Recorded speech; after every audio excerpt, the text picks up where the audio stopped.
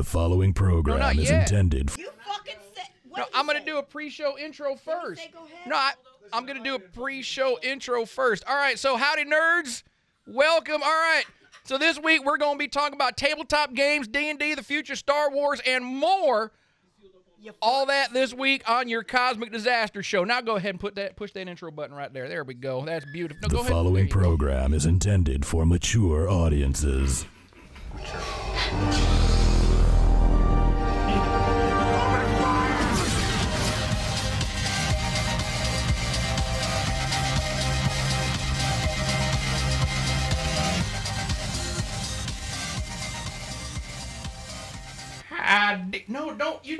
You can't push it. You cut the music. It's okay. You're doing a good job. You done good. And that's why my dick don't work. You're done doing a good job. All right, welcome to the Cosmic Disaster Show, everyone. Welcome to the show, everyone. I'm Tommy D. And I am the ringleader of this here circus. Joining us this week in the pit for the very first time is Mr. Jonathan Dudenberry. How you doing, sir? I'm doing well. Yeah, doing well? I'm doing well. All right, good. I just got done watching some Czechoslovakian gangbang porn. Nice, you can't beat it. That's just good stuff right there. That's what he did to it. I like that. Someone else has entered the arena. Joining us again, it's Keanan. How you doing? I see feet. I'm doing pretty good. Yep. Of the soul. That's just pretty good. All right, and Chris, you got yourself a little upgrade there, right? From studio audience over to Hollywood land or internet land. No, you're just in the pit. That's all Pit right. land's working too. That's all right. That's all right. And joining us from the Outer Rim territory of Boston, out there. What's the accent, man? How you doing? It's Dad Louie. Why is he addicted to Well, this earlier you were bad saying accent? that if I was looking at my pants, then something fishy was going on, so I thought I'd look at the ceiling. Hey, hold on. Let me. DiGiorno. I was like, all right. Let me just say one thing here, son. Let me just say one thing, son.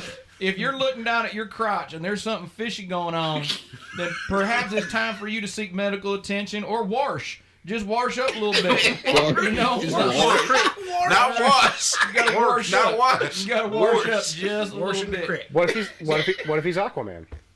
Well, if he's Aquaman, I still feel like there would be personal hygiene, and you're not. I don't think Aquaman smells fishy. What about Are we talking about? Wait. Which Aquaman are we? Are we talking about? Are we talking about? Hold on. Super Friends Hold Aquaman? on. Super That's what I was Friends. gonna say. Are we talking about Super Super Friends Aquaman Yeah. or Jason Momoa Aquaman? No. Momoa smells. I feel like he smells like the fresh ocean. baked bread when No. he comes out of the sea. He smells like fresh baked muffins, like just coming out of the water. Smells like he smells like whatever it is that makes women drop their pants as he walks Yep. by. That's what smells. So, fishy. Radio Bitch, what were you about to say? He smells like It just smells like the ocean. the ocean, like the beach, like water. coconuts and sand and a sunset, Yes. like all at the same time. So that means you're saying that the Super Friends Aquaman smells more like Lake Erie. Yep. Oh, damn. Like, Okay. He smells more like That's Jason what it Momoa. is. The one from Yeah. Super Friends is the Cedar Point version. Yeah, of like- This is Aquaman. more word, like right? Lake Erie trouser trout. That's what he smells like. With 3 eyes. With 3 eyes. Also joining us is Smooth Bob. Hello. Look at you looking excited over there. I love it. You're Oh just no, my wife just came in with McDonald's. McDonald's. I hope she brought something for everybody because it's got to go. It's got to go around like this. So it's gonna start here. Good accent, man. Does she have chicken What you got? nuggets? Go ahead and pass it on over. Doubles. McDouble, come up. Well, it's about to be. Oh, you Mc- came with McDonald's, McDonald's but no right? chicken nuggets? No. With Oh. no onion. Oh, Go ahead she and knows pass me. it around. I want chicken nuggets. Pat, you better bang it. I'm not gonna eat his food. I'm gonna pass it around, but there's a toll that's got to be paid. There might be a bag for The troll toll. You gotta exact the price. There goes your food. Damn. All right, Chris. Chris, there you go. No, pass it to Chris. There you go, buddy. Look, radio bitch got it now. Here's food, bro. No, she's nice. Why didn't we all get a bite? That's what I was gonna do. I'm gonna pass it around the Right. circle. I was gonna take the last bite. I always experience. I remember Tommy making a joke about eating somebody's bag of chips working at Target on like his last day. Oh yeah. And I wanted to witness that so bad, but it just happened to me. It did happen to you. Because you weren't there on my last day anyway. I wasn't. And if you were probably in the bathroom looking at your phone.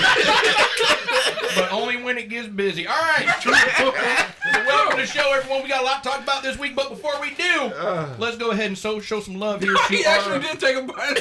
What the fuck you think I was going to do? Just give a little kiss?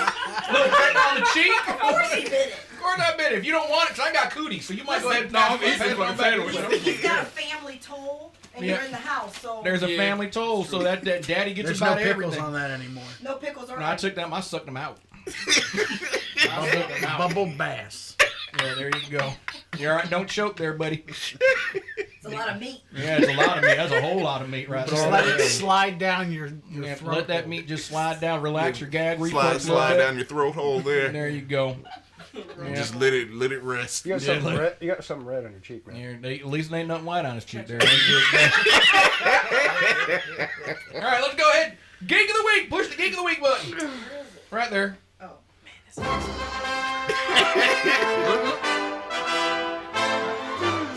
It's time for your Geek of the week. now you're like a hillbilly goat. Like what? All right, let's get into it. All right. Accents changing. So gradually. this week we salute the Bodana Group. It's a non-profit organization that advocates the use of tabletop gaming as a directed therapeutic and clinic. I'm gonna stop it because this is serious. This is really good shit. So the Bodana Group is a non-profit organization that advocates the use of tabletop gaming as a directed therapeutic and clinical practice that can benefit personal growth as well as enhance social and educational services to individuals and families. Role-playing and storytelling games provide a nurturing and safe environment where people can work through trauma, anxiety, and other emotional issues. That's very, very cool. Creating the Save Against Fear convention to raise money for their organization and eventually focusing on therapeutic tabletop gaming. They bring the gaming therapy to after-school programs, hospitals, recovery centers, assisted living homes, and many youth groups. The Save Against Fear convention this year is October 9th through the 11th at the Harrisburg Mall in Harrisburg, PA. Maybe that's something we could check out. To see more information, find events, or to donate, visit their website. It is thebodhanagroup.org. That's THEBODHANAGROUP.org. And we'll have that pop up on the screen there. So that is good stuff. Now, if you or someone you know would like to be our next Geek of the Week, all you have to do is send us your nomination or recommendation to contact@circleofnerds.com, and we'll go ahead and get them out there. So, yeah, there we go. Got quiet in here when we do that. Yeah. All right. That's fantastic. There you go. All right, so let's run through headlines real quick. There's a lot of stuff going on, and then we're going to start jumping into tabletop gaming and D&D, Magic the Gathering, all that fun stuff. First, Star Wars High Republic. Has everyone seen this? Is everyone aware of this? High Republic. Yes. Yeah. I kept saying I thought not. somebody fucked up and was just being funny making it. I didn't know what the hell to expect, and then I actually went on some Star Wars shit and was like, oh. Like high on drugs Republic? Like yeah, that? like oh shit, like ha ha. But then I was like, oh, this is real. But it's legit, yeah. All right, This can you it's give me the actually cool Tensors looking, floating disc So, pitch so it's on like this? bong, so What, the High Republic? Yeah, I haven't heard about this yet. So essentially, what they're Amazing. doing, they're kind of taking that era before. I think it's even before the Old Republic, or in between Old Republic and It's 200 years before the Skywalker. saga. Skywalker. Phantom Yeah. Menace. the Phantom Menace. Yes. Yeah. And it's just that whole era where it's you don't have, it's not at the height of the Jedi, but it's kind of like towards their waning. But essentially, what they were saying is that they're going to be like those old Wild West defenders, like the Texas Ranger types. They're out there in the wildlands on the outer rims trying to keep the peace and all that. Smacking motherfuckers with lightsabers. And it's just going to be more Jedi bullshit, and I'm not looking forward to it. I think it's going to be Yeah. fucking. I mean, I was looking forward to seeing like a true-blooded Sith walking around, you know. I don't know. dicing people up. Have you seen? That's going way back. Yeah, that's True too far blood, back. True Blood Sith. You're talking about like what 5,000-6,000 years.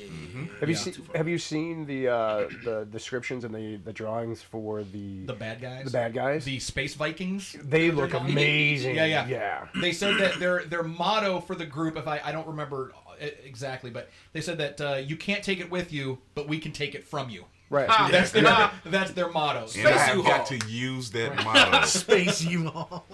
That's gonna be. It's like someone's repo, tattoo. Space Repo or something. Yeah, like that. I'm a The lot like Space Repo Man. I'm a lot like you, Tommy. I freaking hate lightsabers.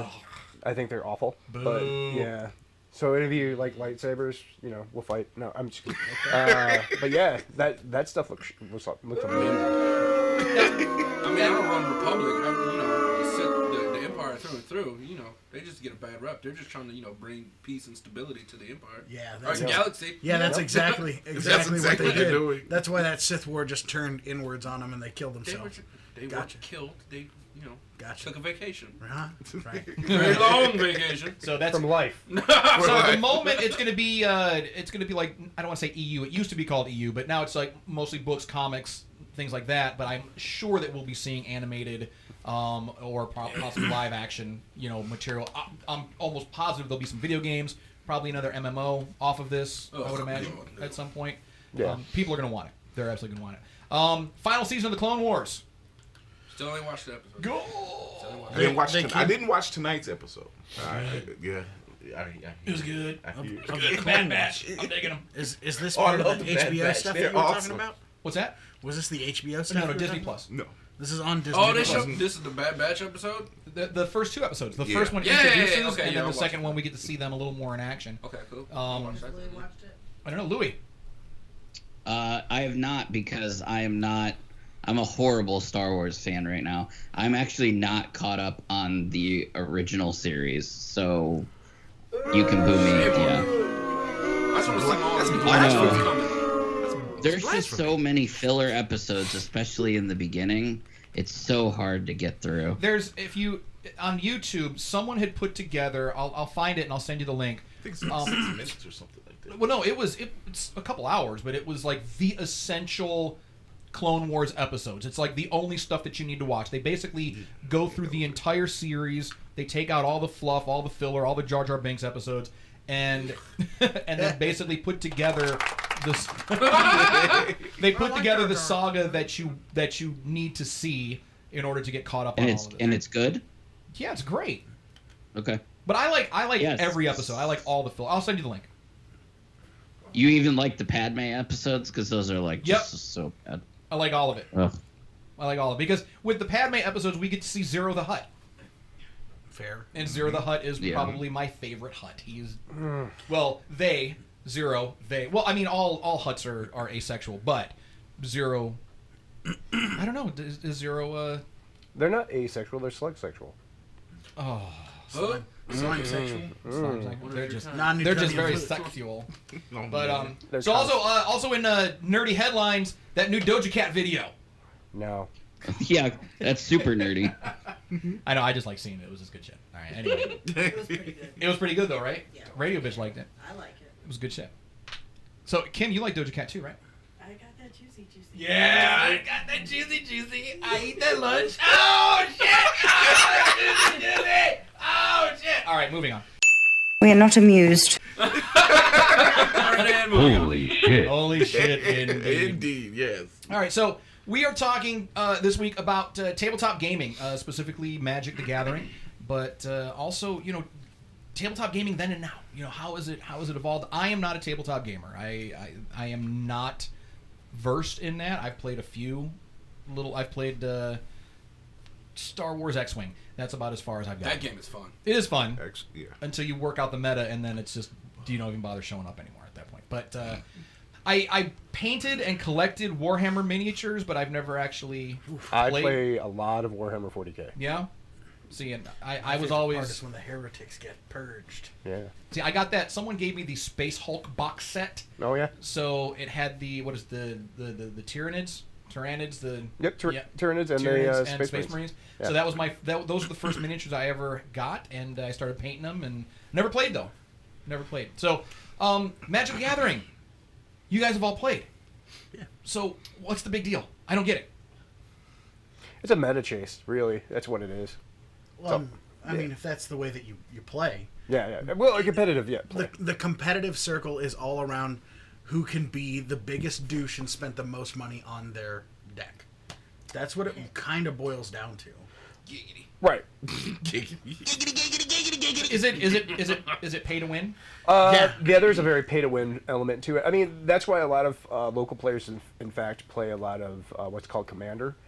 Commander allows you to, for the most part, take cards from multiple different sets, going back very far, and then you can only use one of them, because the idea behind the chase or the meta chase is that you can take up to 4, and so it ends up becoming a thing where, like, you go to these large tournaments and you maybe play for 5 minutes against a guy, and you're playing, over and over and over again, and it just the idea is just you spend as much money as you possibly can to buy a lot of paper cards that most people will eventually throw away or just give away, and then they just keep whatever the best cards are. So you when they do a new release, which is about every 3 months, you'll see a guy buy like a carton of cards, and that's probably you go to a local store, maybe spend $400 to $500 just sifting through cards to find the exact cards that they want, and then throw the other cards away. Like literally just throw them. Holy shit! Yeah.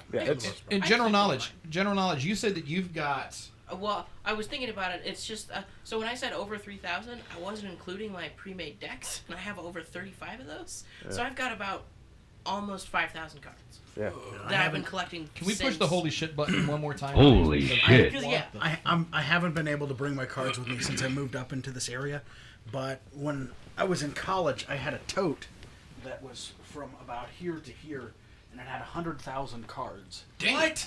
And it was Probably a couple of friends. lots of copies. They had gone through some. Well, it was stuff from back as far as. Oh, like even like beta and stuff. Yeah, it was just a bunch of cards that had that, and it had some Munchkin stuff, but by and large, it was all Magic cards. And so that's what really got me in, because I was able to build whatever the fuck I wanted, and I was playing the stuff that was nowhere near meta, and I was like, man, this stuff's actually kind of fun. It's a leisurely game. What's the goofiest crap that I can do that will actually be playable? Nerd alert! Yeah. That's fair.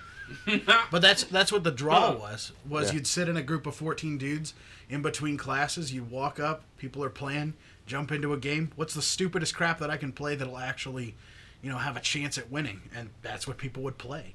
Yep. You get all kinds of weird crap, and it was funny. Now, how long has it been around? I feel like Magic the Gathering's been around for a very long time. 92, 3? Yep. I'm 93. Early 90s. It was actually, Magic got its start because it was a game that was supposed to be able to be quick, and you would play it between playing other tabletop games. So what happened is you go to these big tournaments for even Warhammer 40K or other miniatures games, and guys would lose, so they were trying to figure out something they could do between other games, so they started playing Magic the Gathering because they invented that game, and then now it's the premier tabletop game in the country. So it is absolutely the. I mean, it's like, is it just cards, or do they? I mean, there was a couple games out for it, like video games. There's cards, there's books, there's So all most sorts of the games stuff. I've played, they're just the card game on video game platform, and they're a lot easier to understand. So it's like it's just the same decks over, like not the same decks, but like you can't make your own and everything. So it's like you're essentially like you don't have a whole pool of anything that you can choose from, and it's not really pay to win. It's just you just kind of use the deck you have to try to play the game and win however you can. Is there lore? Is there like very much so. Each individual set that came out took place on a plane of existence, and each plane had their own backstory and storyline and reasons for why the creatures were fighting each other at the time, what was happening. Like there were wars that happened, then there was the whole plane shift and the plane meld where all the planes kind of like crashed together, then the planeswalkers were introduced that are able to go from plane to plane, so that's why they're able to be in all these different storylines and all this stuff. And it's like there's so much lore and story, it's insane. Like each set has its own stuff. So it's like every time they come out with new cards, you're just like, holy shit, they've got more stories. The group that owns Magic the Gathering is the same group that owns Dungeons and Dragons. So now you have crossover where you can actually play in the Magic the Gathering set, or you can play in the Ravnica, Eberron. Yep. So you have two different places that you can actually play as a Magic the Gathering kind of character or creature within the Dungeons and Dragons setting. So you could run a D&D campaign I and have. use nothing but Magic the Gathering lore. Yeah. You can do D&D with just about any franchise that you can think of. My friends have come up with one for Gundam, and he keeps talking to me about it because he wants me to help with him. I'm like, there's giant robots. What D&D do you need to know? They blow shit up. They're giant robots. Well, that would be the whole story. It's like you could have a war with different aliens where they have their own different kind of like organic mechanized things that you're trying to fight. That's just off the top of my head. Like you could go fucking in depth with this shit. I don't even know about Gundam at all. I don't even know about Gundam at all. I don't know if that's possible. It depends on what you're doing. Like, so for example, D&D nowadays is more like encounter based. So you buy miniatures, you buy a lot of these things. They do encounter based. But for those people out there, like myself, I've been running a D&D campaign for a long time, or been involved in a long time. If you're going more role playing, a Gundam adventure would be amazing because you define your Gundam pilot, what he's doing, maybe even force him to have to deal without the Gundam pilot. Sure. But that's why like a company like Hasbro, who owns WizKids, went out and purchased the Magic the Gathering. They purchased Dungeons and Dragons, so they can use these and kind of create a cross-platform. So you can play in Ravnica right now as a D&D player. In fact, one of the big things about Ravnica is that they have guilds that are multiple different manas, and or multiple different like the green, white, or blue, black, and that kind of stuff, blue, red, and so it's great because you get to introduce like elephant people like the Loxodons. So yeah, it's there's actually a lot. Sure. Oh, there's a lot. It's a lot of fun too. That's just in Magic the Gathering and D&D. And just looking around this room, I see Fallout, and I've played that version of D&D. Yeah. I've played Star Wars, played Pokemon Tabletop, United and Adventures. Like with my group, I've done D&D a lot, but I've done a lot more Shadowrun than anything else. Oh yeah. And we did this thing where we crossed over Shadowrun and Forgotten Realms. So we had our Forgotten Realms characters. They got sucked into 2023 Seattle, and then our Shadowrunners got sucked into Forgotten Realms. Hello, welcome to Starbucks. Well, yeah. 2023 Seattle. Well, yeah, but then we had we were also using some of the iconic characters. Dritz Jordan. Oh, yeah. So we converted him into a Shadowrun character, which was a lot of fun. But it's obviously it's tricky because you're going from from one system into like a D6 system, and it Sure. was but yeah, but we did it. It was I don't know. It felt a little bit different, but I do like that versatility that D&D gives you. Yeah. It's all about the theater of your mind, and basically you're just adding chapters to what you can make in the theater of your mind. That's why what was that TV show Stranger Things? That's why it got so popular, is because this concept of the under. Yeah, it's a D&D campaign. It's a D&D campaign. It's like the concept. It's what is it called? It's not Cortex. It's another D&D version, but it's very similar. Where it's like you play, instead of playing a fantasy character, you play you, and you have.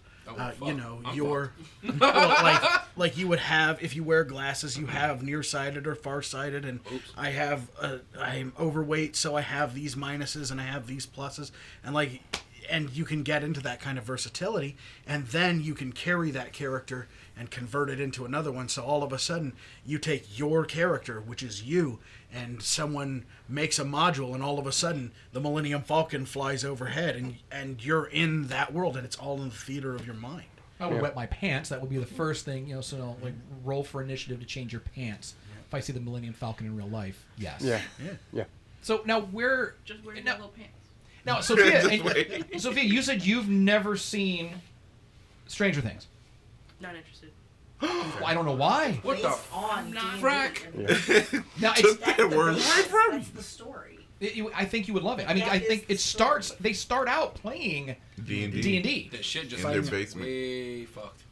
Yeah. As a matter of fact, I See, think it's the first. I don't really like suspense or horror. It's more of a D&D.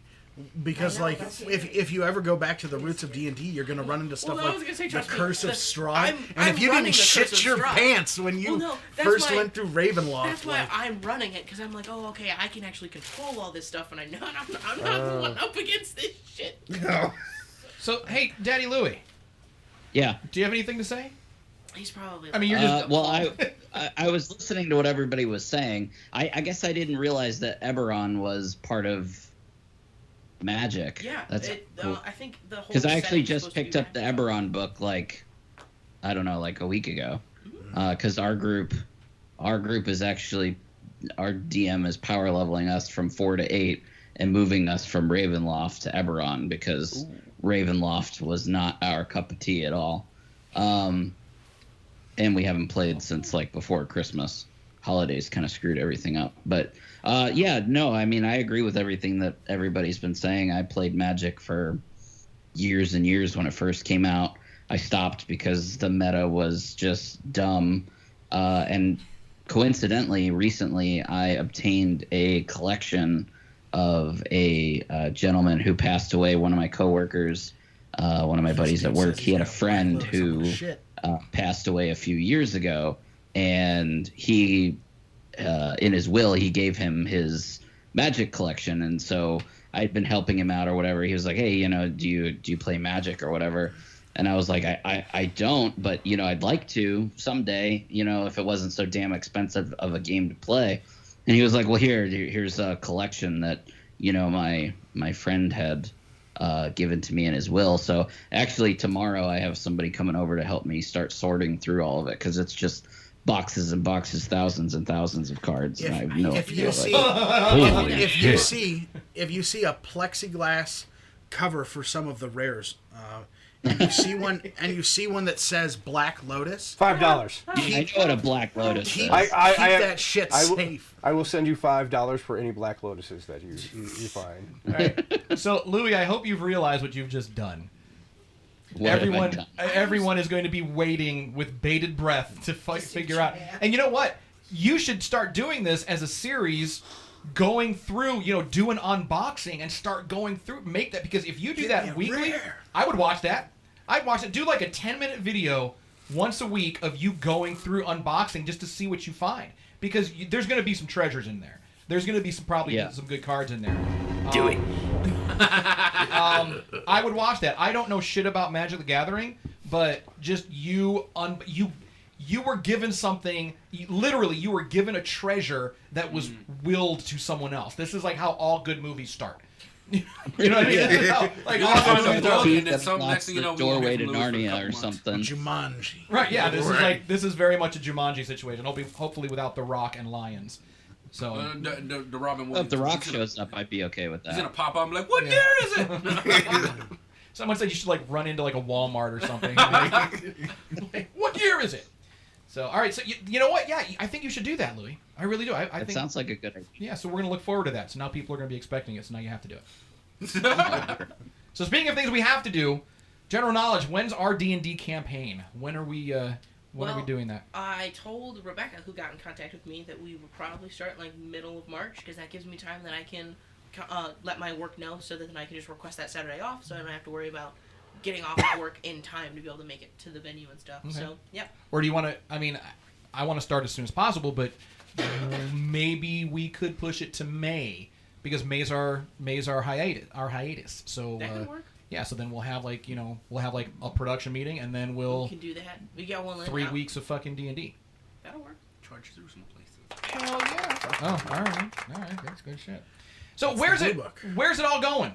Where do we think it's going? Where do we think that D&D is? Because John, you had mentioned that D&D used to be a little more about role playing, and now it's more about the encounters. But I imagine that varies from group to group, right? Well, I think the big thing is that part of the reason it's moving that direction is because of store support. Local game stores are a big part of that, and part of the problem with D&D in the past is that you could purchase a book, maybe a book or two, maybe even 10 books, right? But you didn't really have that kind of push of a league style thing. And what made Magic something that stores loved and really has helped the stores out a lot with being able to stay open is the fact that there's this kind of weekly grind that has happened. Friday Night Magic, right? Yeah. So what you're seeing now is you're seeing D&D support the local game store by providing material for them to use to have a weekly gathering for their fan base, and so books are coming out at a more frequent rate rate. This is actually happening in all of gaming right now. All of the gaming systems. Warhammer 40K is experiencing the same thing. There's some other smaller groups like Privateer Press that are having the same thing. The push is to have players gather at a gaming store and actually participate at that gaming store. And so when we talk about encounter-based, what they're doing is they're rewarding that kind of concept of showing up and participating in an encounter. There's a shop out in Vermilion called The Shop. Sorry if I'm giving them a free advertisement on your show. That's all right. Maybe they could become sponsors of our Geek of the Week segment. I'll talk to him. All right. And the guy who runs the store, he runs a large campaign that is called an open play, where players come in and they play. What's great about it is one of the problems always with D&D was when it was insulated or siloed off into smaller groups, you would, if 2 or 3 people started missing, all of a sudden the game goes awry, right? We've all experienced that. In an open play style at a large store, what you have is you have a few, maybe even more people that are dungeon masters, and then you meet on a Friday night, and whoever is there with whatever character they have gets to participate, and that's what makes it more encounter-based, and that's what you're seeing now happen at the local gaming stores, these encounter-based things where they show up, and then there's a reward. For example, maybe a level, maybe some sort of store credit, something that the store might support. So that's where I see it happening, is that gaming companies are now pushing to help the local gaming stores push it out to their the fan base, essentially. Now, do you feel that that's, I don't want to say it's a negative thing, but what does that do for the role-playing aspect? Because that's always been a really, really big part of D&D. It hurts the role-playing Sure. as far as theater of the mind. We were talking about theater of the mind. Sure. And in certain regards, that's not necessarily a bad thing, because you and I, like a group of friends, we can still do the theater of the mind stuff, right? So it's still, those books, everything that they still exist. You still get to do it in that way. It's just that it also helps out the local game store. So it could be done in any way you want it to be honest. It's become more flexible in that way. I think that's one of the things that's been the most astonishing when you watch as it's progressed. Because when I started, 16 years ago, something like that, right? I came in as a 12-year-old to play 2nd edition. Right. And the people who were DMing, there was co-DMs, they would switch off, had been playing since they were in the Navy 20 years prior. Yeah. So there's these 2 guys who have spent time in AD&D learning how to storytell. And for me, that opened my mind as a kid, with that theater of the mind stuff. But with the way that it's progressed from 2nd, 3.5, 4th, and then 5th, with 5th, it's way more user friendly. No more 4th. Yeah, but 5th was a monster all of itself. It was they were trying to streamline it to make it more user friendly for people to come join in, so and they neutered it in the wrong way. Yeah. In 5th edition, they took it back to 3.5 and then streamlined it, which made it more user friendly and acceptable. The problem is that when you go to these adventurer league games, but it's fun, but the kids who are starting to get involved, or people who are starting to get involved in this, don't get that experience that I had as a kid, where I would go to a den with 6 to 8 people, and we would play for 6 or 8 hours, sometimes 24. Sometimes it would be a 24-hour session when you're slogging through, moments in the Curse of Ravenloft, the Von Innistrad stuff. Like, it's That's because Gary Gygax hated his players, though. Well, I mean, sure, but but when you play now, like you're talking about, the encounter, it's like the difference between playing Quake versus playing I don't know, like Doom, like Doom 3, where there was suspense and there was build up, and then there was still killing, but instead it's just all about that encounter. But there's none of that suspense.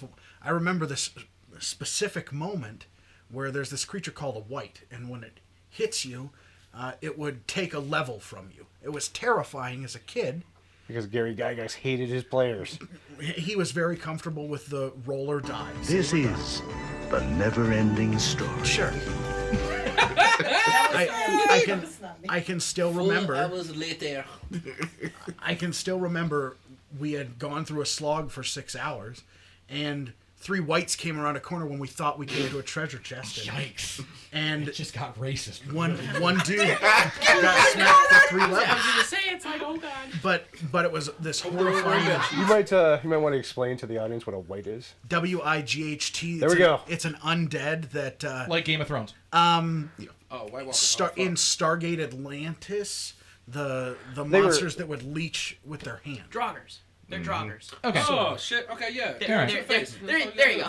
I'm like, I'm just trying to think of something. I'm like Skyrim. Yeah, the Draugrs. Pull out Dawnbreaker. You be. But imagine a Draugr with a vampiric ability that when it smacks you, it sucks your life away. Yeah. Oh, that's fun. And so it was horrifying. My wife does that to me all the time. She sucks your life away, huh?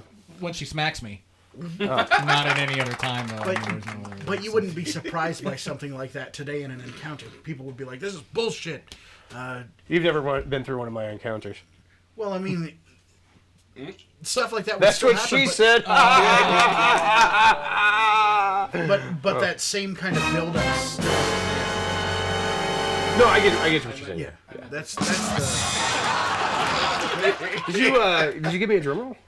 It gave you a rim shot. I gave you the rim shot but it was late. I was late on the rim shot. It's the story of my life. I got a rim shot earlier. So maybe we can get a little group going here. A little. Well, I actually. I know you've got a group going on, right? I've got a couple of groups. We're actually gonna. General Knowledge's got a group that she's starting up. So. We're actually gonna do a D&D campaign with our other podcast that we have. Ooh.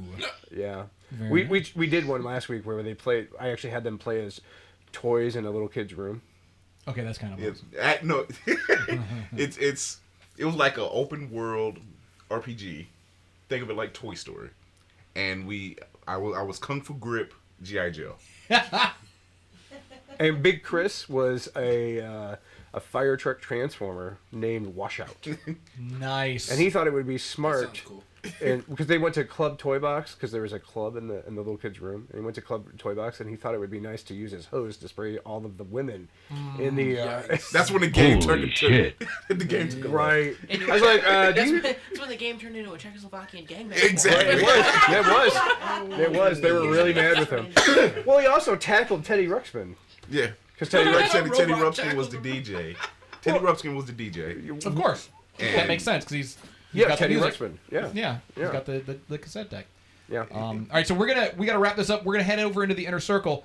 Like a condom, we have to wrap it up. We do. We're gonna continue talking about this stuff, but I like it. People have considered you've heard that like tabletop gaming is probably one of the nerdiest of the nerdy things. Oh yeah. To do until Game of Monopoly gets heated. All right. So what we're gonna talk about during the inner circle is when have you become the stereotype? Think about at a time where you've either perpetuated the stereotype, because we've all heard the nerd stereotypes, whether we adhere to them or not, but at some point we've all reinforced that stereotype in some way. So think about that. We're going to talk about that on the inner circle. So is this the part where we all get naked? Well, pants come off. I mean, if you want to get completely nude, that's totally up to you. No? All right. So next week we're going to be talking about I don't know, because we don't have anything written yet for next week. So. Yeah, we'll figure it out. We'll figure it out. We always do. I think The Matrix. I think because The Matrix came out in March, so I think we might do some Matrix and stuff. Shouldn't we say that for May? It's The Matrix, so it should be in May. This motherfucker. We need to get that fucking button back. But anyway, I want to thank our cast and crew. Thank our honored guests. Thank you all for joining us. Thanks to our studio audience for providing me with a bite of a cheeseburger. I appreciate that. And wine. Thank you for bringing wine. The lovely and talented Tamara. So thank you very much. So we're going to head over to the Inner Circle, and if you would like to be a member of our Inner Circle to see nudity, partial nudity, and what's going on? Oh, nothing. There we go. There we go. See, All right. You don't All you have to do is head on over to patreon.com/Circle of Nerds. Join our Patreon. It's like $5, and help support us. We can buy some new gear, and you get to see all of the wacky, zany shenanigans, and you get to help us produce our content. Let us know what you want to see. Let us know what you would like to not see, and we'll do that. So, again, come join the Warner Brothers and the Warner Sister Doc. Animaniacs. Just for fun, we run around the Warner movie lot. They lock us in the What's gonna happen tower. in Whenever May, we get caught, Right? So now you know Yeah. the plot. Animaniacs. See, I actually find that Dot so is funny. cute and Yakko Do you recognize what you've Swing the done? snacks while Bill Clinton plays the sax. And they actually changed that like multiple times. I know they did. Oh yeah. All right, Just that's like it. the We're done. We're Simpsons gone. We're intro. out of here. You guys have a great week. Have a great weekend. And we will see you next time. And always, as always, don't forget, if no one does anything nice for you, do something nice to yourself. And we'll see you guys next week. Bye.